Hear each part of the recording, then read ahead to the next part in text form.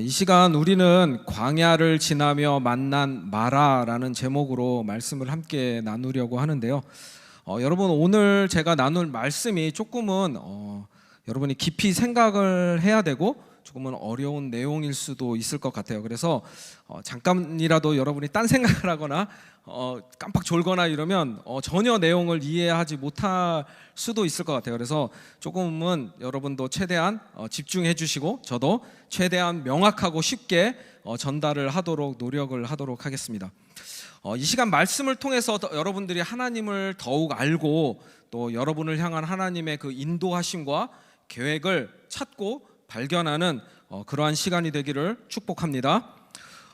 내용의 흐름상 우리가 20절부터 읽었죠. 20절부터 읽었는데 원래는 22절부터의 내용이 마라에 관련된 내용이라서 굳이 20절, 21절은 읽지 않아도 되었어요. 그런데 제가 이렇게 본문을 정한 의도 세 가지가 있습니다. 그 세 가지를 먼저 나누고 본론으로 들어가려고 합니다. 첫째는요, 바로 오늘 우리가 나눌 내용 바로 전에 이스라엘 백성은 홍해를 건넜다는 그 사실을 우리가 기억하기 위해서예요. 기억하라고. 이스라엘 백성은 그 하나님의 그 홍해를 건너게 하시는 그 큰 권능을 보고 주님을 경외하며 믿었습니다. 그리고 노래를 불러서 하나님을 찬양하고 그 노래를 통해서 하나님의 그 놀라운 역사를 기록했어요. 고대 사회에서는 이 노래를 통해서 역사적인 사건들을 기록하고 전달하고 그리고 후손들이 쉽게 기억할 수 있도록 했죠. 20절과 21절을 우리가 살펴보면 모세와 아론의 누나였던 미리암이 선지자 미리암이 이스라엘 전체 여성들에게 노래를 가르쳐주는 그러한 내용이 등장을 합니다. 그리고 이제 노래를 배운 여성들은 각 가정으로 가서 자신들의 자녀들에게 그 노래를 가르쳤죠. 그렇게 하나님의 역사를 계속해서 기억하고 알도록 그렇게 노래로 가르쳤다는 거예요. 둘째는 이 출애굽의 목표가 아직 완성되지 않았다는 것입니다. 무슨 얘기냐면 여러분 혹시 모세가 바로에게 찾아가서 제일 먼저 요구했던 것이 무엇인지 기억하시는 분 계시나요? 바로에게 무엇을 요구했죠? 모세가? 기억 안 나시나요? 광야에서 하나님을 예배하도록 이스라엘 백성 우리를 놓아달라, 우리를 보내달라, 이것이 요구였습니다. 이스라엘 백성은 지금 출애굽을 했죠. 그렇죠? 그렇지만 아직 하나님을 광야로 가서 예배하지는 않았어요. 하나님은 이스라엘 백성에게 하나님의 산에서 예배받기를 원하셨습니다. 이 출애굽기를 끝에 이제 다 읽어보시면요, 마지막에 어떻게 끝을 나냐면 시내 광야에서 하나님을 예배하는 전 성막을 완성하고 그 완성된 이야기로 출애굽기는 마무리가 됩니다. 이제 막 이스라엘 백성은 홍해를 건넜잖아요. 그렇기 때문에 이제 시내 광야로 이동하고 하나님을 예배해야 합니다. 자, 셋째는 출애굽기가 아직 끝나지 않았다는 사실을 여러분들에게 알려주기 위해서예요. 두 번째랑 조금 비슷한 것 같죠? 그런데 내용이 조금은 다릅니다. 여기 출애굽기 엑소더스, 우리가 엑소더스라고 영어로 말을 하는데 이 엑소더스는요 헬라어에서 왔어요. 여기서 헬라어에서 엑스는요 out of라는 뜻이 있고요, 호도스는요 로드, 웨이라는 뜻을 가지고 있습니다. 그러니까 엑스, 호도스 합쳐져서 엑소더스가 됐어요. 그 뜻은 더 로드 아웃, 무슨 뜻입니까? 나가는 길, 출구라는 뜻을 가지고 있죠. 이스라엘 백성은 지금 홍해를 건너서 이집트 땅에서 광야로 나왔으니까 문자 그대로 보면 어떻게 해요? 출애굽은 끝났습니다. 그렇다면 본문 21절로 우리가 읽은 이 출애굽기는 끝이 났어야 되는 거죠. 하지만 아직 이 이야기가 끝나지 않았다는 거예요. 그 이유는 이스라엘 백성들이 이집트에서는 나왔지만 아직은 더 나아가서 탈출해야 하는 것이 있었다는 것입니다. 무엇으로부터 탈출하고 어디를 향해 더 나아갔어야 했을까요? 이 질문의 답을 찾기까지 이스라엘 백성들이 이 질문을 찾기까지 이 출애굽기는 아직 끝나지 않았다는 사실입니다. 이스라엘 백성은요, 이집트에서 노예 생활로부터 탈출하는 것만이 아니라 하나님의 백성으로 나아가야 합니다. 아직 이스라엘 백성들은 노예의 이 살아갔던 옛 습관들을 벗어버리지 못했어요. 몸만 지금 탈출한 것이지 그들은 여전히 노예 때의 삶과 그들의 습관, 삶의 방식에서 벗어나지 못하고 있었죠. 또한 아직 하나님에 대해서 올바르게 알지를 못했습니다. 하나님을 어떻게 예배해야 되는지도 몰랐고요. 그리고 하나님의 임재를 경험할 준비도 되어 있지 않았다는 것이죠. 이 세 가지 사실을 알기 위해서 제가 의도적으로 그 앞 본문을 읽도록 했습니다. 이집트를 탈출하면 이스라엘 백성들은 이제 모든 것이 좋을 것이라고 생각을 했겠죠. 하지만 이스라엘 백성들은 이제부터 무엇이 펼쳐져요? 광야의 여정이 펼쳐집니다. 광야는 어떤 곳입니까? 사람이 살 수 없는 곳, 먹을 것도 마실 것도 없고 황폐하고 버려진 땅이 바로 광야입니다. 그렇다면 왜 하나님은 이스라엘 백성을 광야로 인도하셨을까요? 과연 하나님의 뜻은, 그 안에 담긴 뜻은 무엇입니까? 우리 그리스도인들은 죄의 속박으로부터 벗어났죠. 죄의 노예에서 하나님의 자녀로 바뀌었습니다. 이스라엘 백성들이 하나님의 그 크신 능력과 은혜로 홍해를 건너 이집트에서 탈출할 수 있었던 것처럼 우리도 절대적인 예수 그리스도의 그 십자가 사건을 통해서 죄로부터 탈출했습니다. 이스라엘 백성이 가만히 서서 하나님이 자신들을 어떻게 구원하시는지 지켜보기만 했던 것처럼 우리도 하나님의 은혜로 예수 그리스도를 나의 구주로 믿기만 하면 되었습니다. 사랑하는 청년 여러분, 여러분들은 이 죄로부터 벗어나서 하나님의 자녀로 그 구원을 받았던 그때의 감격을 기억하고 계시나요? 이스라엘 백성들은 홍해를 지나서 완전하게 이 이집트를 탈출했을 때 얼마나 기쁘고 감격스러웠겠습니까? 그렇게 이스라엘 백성들은 지금 탬버린을 치고 춤을 추며 노래하면서 하나님을 찬양했죠. 하지만 그 기쁨도 잠시 그들은 지금 광야를 마주하며 지나가게 됩니다. 22절인데 우리 다시 한번 함께 읽어보도록 하겠습니다. 시작. 모세가 홍해에서 이스라엘을 인도하며 그들이 나와서 수르 광야로 들어가서 거기서 사흘 길을 걸었으나 물을 얻지 못하고. 자, 이스라엘 백성이 이제 홍해에서 나와서 광야에서의 여정이 3일 되었습니다. 이스라엘 백성은 지금 광야에서 단 3일 만에 물을 구하지 못하는 죽음의 위협을 만나게 된 것이죠. 우리도 한번 돌아봅시다. 우리가 주님의 은혜로 구원을 얻고 새 사람이 되었을 때 우리는 하나님의 자녀로 이 세상의 모든 것을 넉넉하게 이기고 또 감사함으로 살아갈 그러한 자신감이 있지 않았었나요? 그런데 그렇다면 지금 여러분의 광야 여정은 어떠십니까? 사람이 물을 마시지 않고 버틸 수 있는 시간은요, 개인의 체력과 상황에 따라 다르겠지만 단 3일이라고 합니다. 생명체가 살 수 있는 가장 필수적인 조건이 공기와 물이라고 하죠. 지금 이스라엘 백성들은 절대적으로 물이 필요한 상황이 되었죠. 이때 이 필요한 상황에 그들이 잃은 곳이 어디라고요? 마라입니다. 마라는 물이 있는 곳이었죠. 이스라엘 백성뿐만이 아니라 그들과 함께한 모든 동물들도 마실 수 있는 물이 있는 곳이 바로 마라였어요. 그 물이 있는 곳을 지금 찾았다는 것이죠. 이들이 이 물을 찾았을 때 얼마나 기뻤을까요? 하지만 기대가 크면 실망이 더 커지는 것처럼 이들은 이곳에서 물을 마셨더니 너무 써서 마실 수가 없었습니다. 그래서 이스라엘 백성은 이곳을 마라라 불렀죠. 이스라엘의 이 두려움과 실망의 결과가 어떻게 나타났죠? 24절입니다. 24절인데요. 제가 읽어드릴게요. 백성이 모세에게 원망하여 이르되 우리가 무엇을 마실까 하매. 지금 이스라엘 백성들은 모세를 원망하고 있는 것처럼 보이지만 실상은 누구에게 불평하고 있습니까?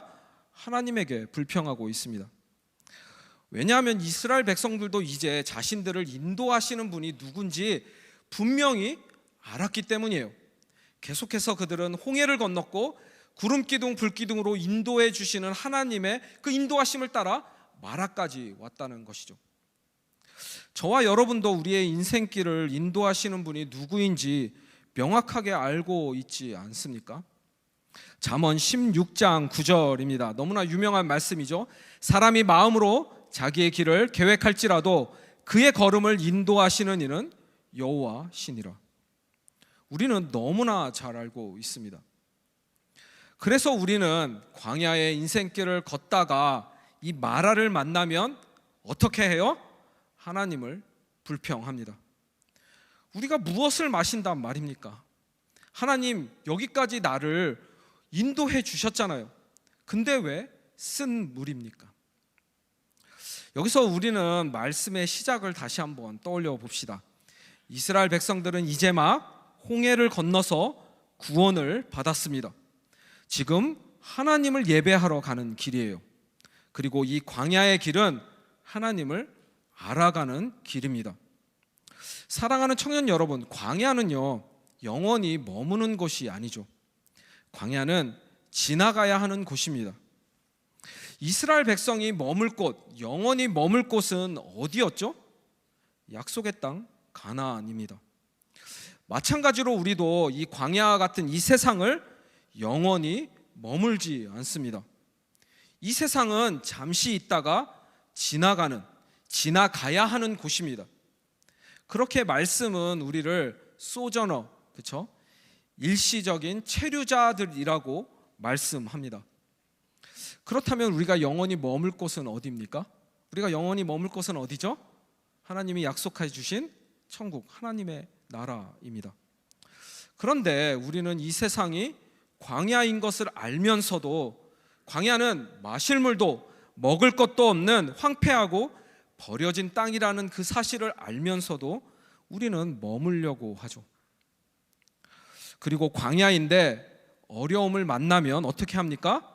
불평합니다. 광야를 계속해서 묵상을 하다 보니까 너무나 아이러니한 저 스스로의 모습을 발견하게 되었어요. 계속 설명을 제가 드리지만 광야는 살기 어려운 곳입니다. 죽음의 위험을 계속해서 만나는 곳이 바로 광야이죠. 이집트를 탈출한 이스라엘 백성이 약속의 땅 가나안을 들어가려면 반드시 지나가야 하는 곳이 광야였습니다.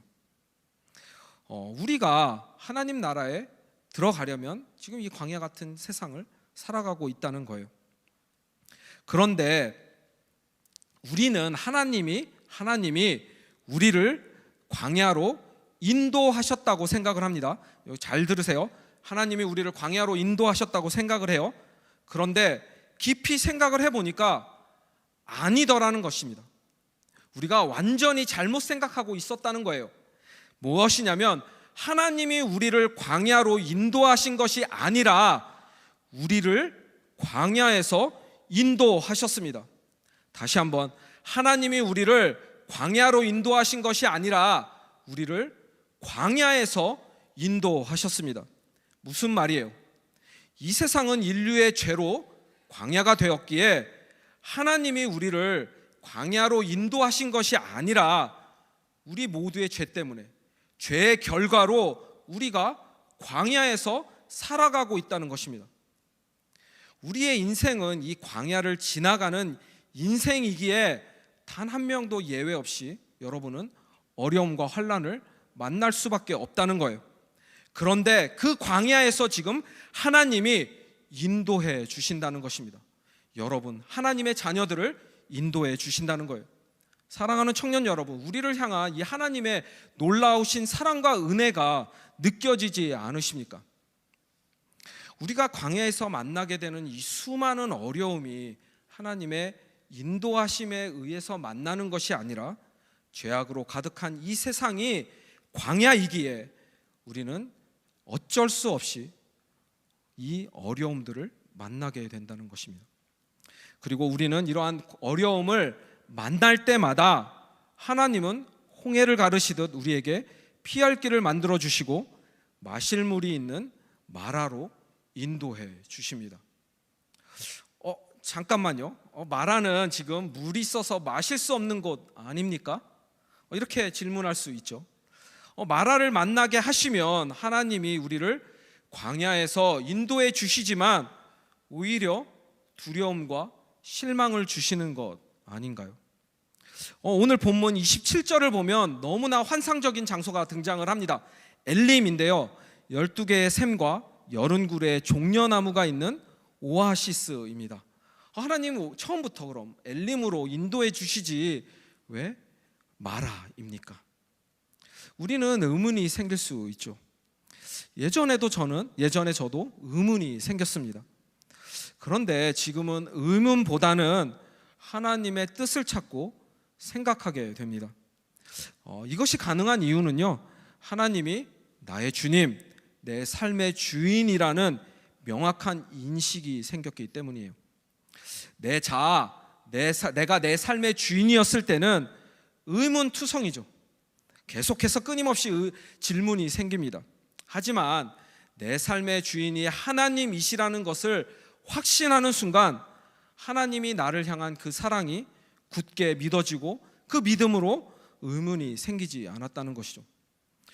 내가 광야길을 걸어갈 때 마라를 만나면 나를 향한 하나님의 분명하신 뜻과 계획이 있을 것이기 때문에 그곳에서 하나님의 뜻을 찾게 된다는 것입니다. 그렇다면 지금부터 한번 마라에 대해서 한번 알아봅시다. 이스라엘 백성들이 처음 마라를 만났을 때 맨 처음에는 모두들 안도했어요. 드디어 물이 있는 곳을 찾았구나. 하지만 곧 실망감과 더 큰 두려움이 몰려옵니다. 물이 있어서 도저히 마실 수가 없었어요. 이스라엘 백성들은 모세에게 불평을 했지만 그 내면 깊은 곳에는 누구를 향한 불평이 있었다고요? 마라까지 인도해 주신 하나님을 향한 불평이었습니다. 우리가 마라에서 알 수 있는 첫 번째는요, 이스라엘 백성이 아직은 살만하다는 거예요. 이들은 아직 살만한 상태입니다. 만약에 이스라엘 백성들이 이 타는 갈증으로 거의 죽을 지경이었다면 아무리 물이 있어도 마셨을 거예요. 불평하지 않고 당장 죽게 생겼는데 물의 맛이 무슨 소용입니까? 그리고 성경은 분명 이 물을 마실 수 없는 이유에 대해서 우리에게 알려주죠. 마시면 위험한 물이 아니라 이 물의 쓴 맛 때문에 지금 마시지 못하겠다고 분명하게 기록하고 있습니다. 미네랄이 많이 함유된 물이 특별히 칼슘과 이 마그네슘이 많이 용해된 물이 매우 쓰다고 합니다. 도리어 이 쓴물이 몸에 좋은 물 아닐까요?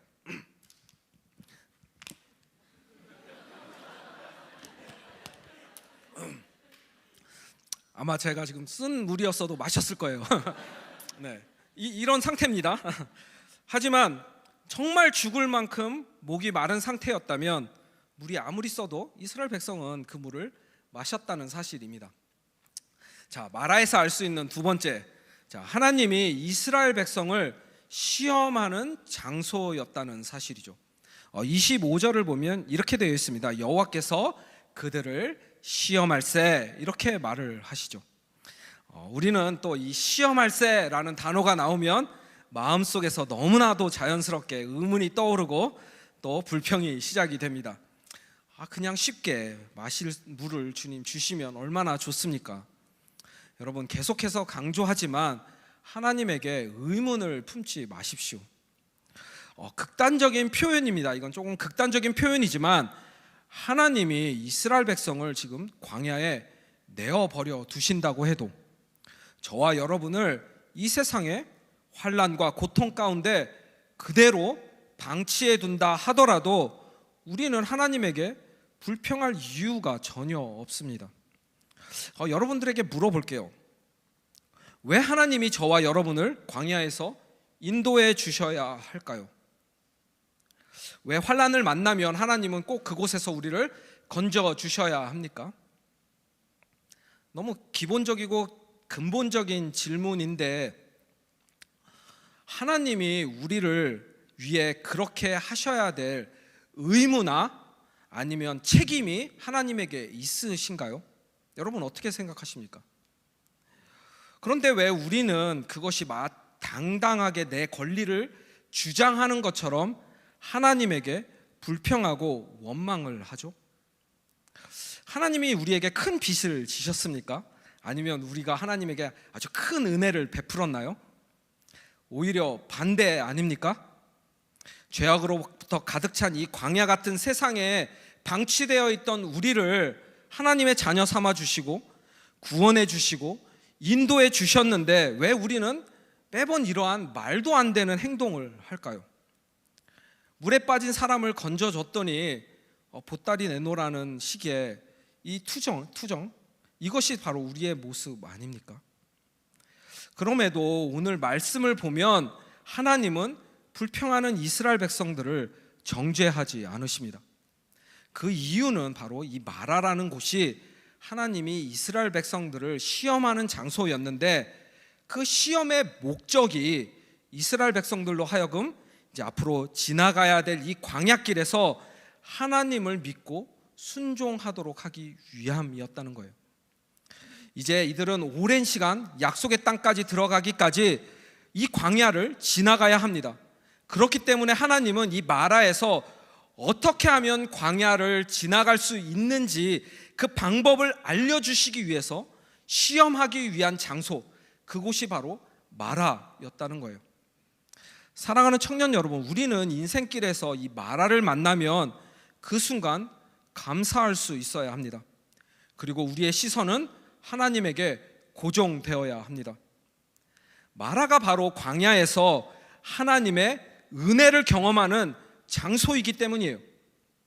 하나님의 이 명령으로 모세는 나뭇가지를 꺾어서 물에 던집니다. 이 모세의 순종으로 이 마라의 쓴물 비러워러는 단물 스윗 워러가 되죠. 여러분, 우리는 그렇게 보면 또 비본질적인 이 나뭇가지에 집중을 하는데 나뭇가지에 집중하지 마십시오.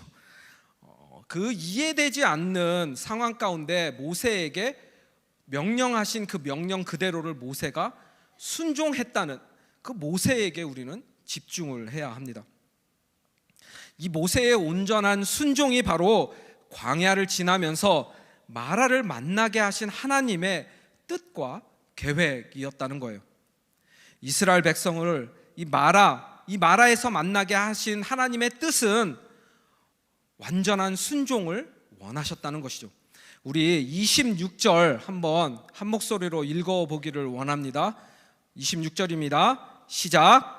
이르시되 너희가 너희 하나님 나 여호와의 말을 들어 순종하고 내가 보기에 의를 행하며 내 계명에 귀를 기울이며 내 모든 규례를 지키면 내가 애굽 사람에게 내린 모든 질병 중 하나도 너희에게 내리지 아니하리니 나는 너희를 치료하는 여호와입니다.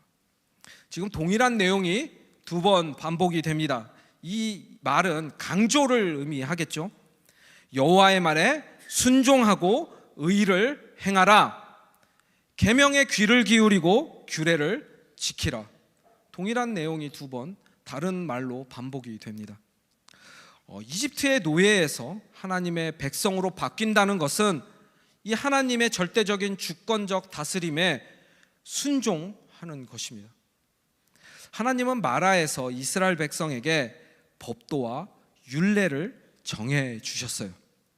이 하나님의 법도와 율례를 따르고 순종해야만 이 광야의 긴 여정을 이스라엘 백성은 안전하게 따라갈 수 있다는 것입니다. 하나님은 이스라엘 백성에게 약속을 주시는데 어떻게 오늘 본문에 약속을 주십니까? 하나님을 치료하시는 하나님이라 소개하십니다. 많은 경우 이 구절에서 오해를 하고 잘못 해석하는 경우가 많아요. 그래서 이 본문 이 부분을 우리는 잘 이해해야 합니다. 하나님에게 온전히 순종을 하면 그 어떤 병에도 걸리지 않고 혹 아프더라도 모든 병을 치료해 주시겠다, 그 의미가 지금 여기서 말하는 의미가 아니에요. 이것은 잘못된 해석이고 잘못된 이해입니다. 이러한 논리라면 우리 그리스도인들은 절대 병에 걸리면 안 되겠죠. 그리고 병에 걸렸다면 우리는 그 사람을 불순종했기 때문에 병에 걸렸어, 이렇게 말도 안 되는 해석을 하게 됩니다. 절대 아닙니다. 우리는 이 본문을 해석하기에 앞서 모든 질병 앞을 꾸며주는 단어를 찾아보아야 돼요. 여기서 말하는 이 질병은요, 하나님의 심판에 의해서 이집트에 내려졌던 질병을 의미합니다. 이 말은 뭐냐면 하나님께서는 하나님의 백성, 하나님의 자녀에게 결탄코 하나님의 심판으로 이 질병을 내리지 않으시겠다는 거예요. 그러니까 하나님의 심판으로부터 하나님의 백성은 자유하다는 말씀을 지금 하시고 계시는 거죠. 결코 하나님이 심판하지 않으시겠다는 하나님의 약속입니다. 그리고 죄로부터 영원히 죽을 수밖에 없는 우리들을 치료하시고 구원하시는 저와 여러분의 하나님이 바로 치료하시는 하나님이시라는 것이죠. 이스라엘 백성이 이제 광야를 지나며 약속의 땅까지 갈 수 있는 유일한 방법은 무엇입니까? 치료하시는 하나님에게 온전히 순종하는 것, 그것이 바로 그들이 안전하게 약속의 땅까지 걸어갈 수 있는 방법인 거예요. 그 방법을 알려주시기 위한 시험의 장소가 바로 오늘 만난 마라라는 장소라는 것이죠. 말씀을 마무리하도록 하겠습니다. 이집트의 노예였던 이스라엘 백성이 이제 홍해를 건너 이집트를 탈출하고 하나님의 백성이 되었던 것처럼 우리 모두는 하나님의 은혜와 예수 그리스도의 그 십자가를 통해서 죄의 속박, 죄의 노예로부터 벗어나서 하나님의 자녀가 되었습니다. 하지만 약속의 땅에 들어가려면 반드시 광야를 지나가야 합니다. 광야는 척박하고 황폐한 땅이기에 고통과 위험, 환난이 늘 존재하죠. 그 어느 누구도 예외 없이 우리는 광야의 인생길을 지나가야 합니다. 하지만 하나님은 그 광야길에서 우리를 인도해 주십니다. 그리고 광야를 지나며 마라를 만나게 해 주시죠. 치료하는 하나님을 만나는 곳, 인생의 쓴물이 단물로 변하는 그곳이 바로 마라입니다. 세상의 눈에는 이곳이 시험의 장소, 고난의 장소, 아픔의 장소일지 모르지만 하나님을 바라보고 그 뜻을 구하는 우리 그리스도인들에게는 바로 치료를 받고 구원을 받고 단물을, 생명의 물을 공급받는 곳이 바로 마라입니다. 한 형제와 나눴던 대화를 소개하면서 정말로 말씀을 마무리하도록 하겠습니다. 형제는요, 정부에서 보안 시큐리티 관련 일을 했다고 해요. 그런데 그 일이 밤 근무였다고 합니다. 출근을 하면 이제 시큐리티 관련된 정부기관에서 일을 했던 거기 때문에 외부와의 모든 연결이 완벽하게 차단되었다고 합니다. 인터넷은커녕 전화조차 허락되지 않은 곳. 형제에게 유일하게 허락된 것은요, 종이로 된 하나님의 말씀, 성경뿐이었다고 해요. 아무도 없고 혼자서 그 긴 밤을 지내는데 6년이라는 시간을 그곳에서 보냈다고 합니다. 여러분, 진정한 광야의 삶 아닙니까?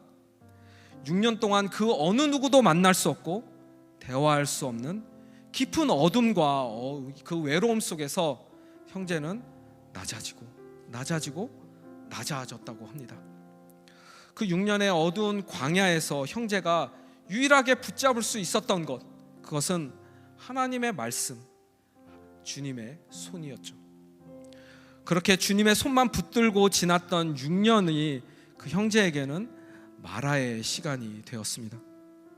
치료하시는 하나님, 그 주님의 손을 놓고는 단 하루도 살 수 없었다는 것이 그 형제의 믿음의 고백이 되었고요, 그 쓴물이 단물로 변하는 삶으로 바뀌었다는 것이 형제의 간증이 되었습니다. 그 광야의 시간은 저에게 꼭 필요한 시간이었기에 감사함으로 지금 살아갑니다 라고 형제는 고백합니다. 사랑하는 청년 여러분, 여러분은 지금 광야 어디에 서 계십니까? 그곳은 마라일 수도 있고 또 엘림일 수도 있지만 그 모든 길을 인도하시는 분은 치료하시는 하나님입니다. 하나님이 약속해 주신 그 땅에 들어가기까지 쓴물이 단물이 되는 그 마라에서의 순종과 믿음을 붙잡고 그렇게 주님을 따라 걸어가는 저와 여러분들이 되시기를 주님의 이름으로 간절하게 축복합니다.